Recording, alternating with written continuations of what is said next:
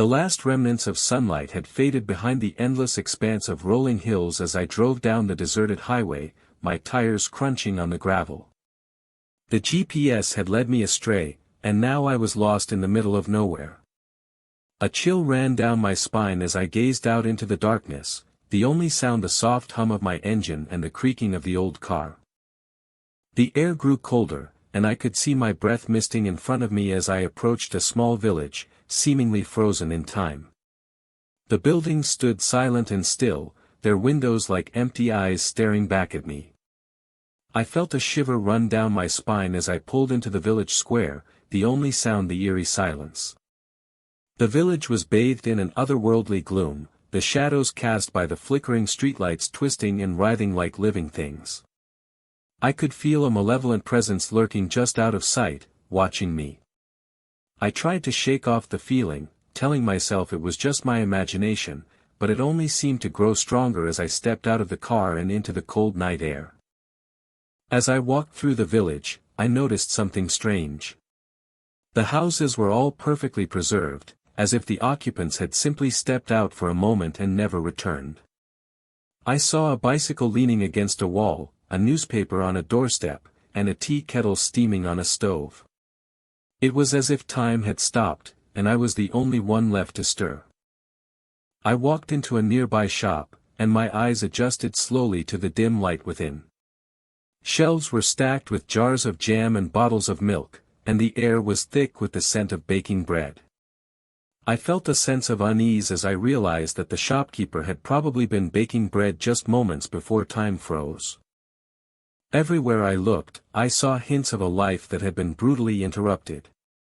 A half-eaten sandwich on a table, a child's doll lying on the floor, and a newspaper headline that screamed of a world beyond this frozen village. I began to feel a creeping sense of dread as I realized that I was not alone in this village. I heard a faint whispering in my ear, a soft murmuring that seemed to come from all around me. It was a sound that sent shivers down my spine, a sound that seemed to be calling to me. I spun around, but there was no one in sight, only the dark shadows dancing on the walls. As I walked further through the village, I began to notice strange symbols etched into the walls of the buildings. They seemed to pulse with a malevolent energy, and I felt a growing sense of unease as I realized that I was walking deeper into the heart of this frozen nightmare. I stumbled upon a small church, its doors slightly ajar as if inviting me in. I pushed them open, and a cold draft swept past me, extinguishing the candles that lit the interior. The air was heavy with the scent of incense, and I felt a presence watching me from the shadows. Suddenly, the whispering stopped, and an oppressive silence fell over the village. I felt a presence coalescing in front of me, a presence that seemed to be made of the very darkness itself. I tried to run, but my feet seemed rooted to the spot. The presence began to take shape, a twisted mass of shadow and darkness that loomed over me like a specter. I felt my heart pounding in my chest as I realized that I was staring into the face of something ancient and evil.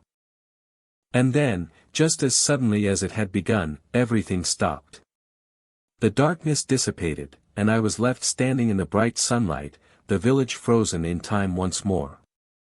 But as I looked around, I saw something that made my blood run cold, a photograph on the wall, a photograph of myself, standing in the very same spot, with a caption that read, "The Traveler Who Never Left."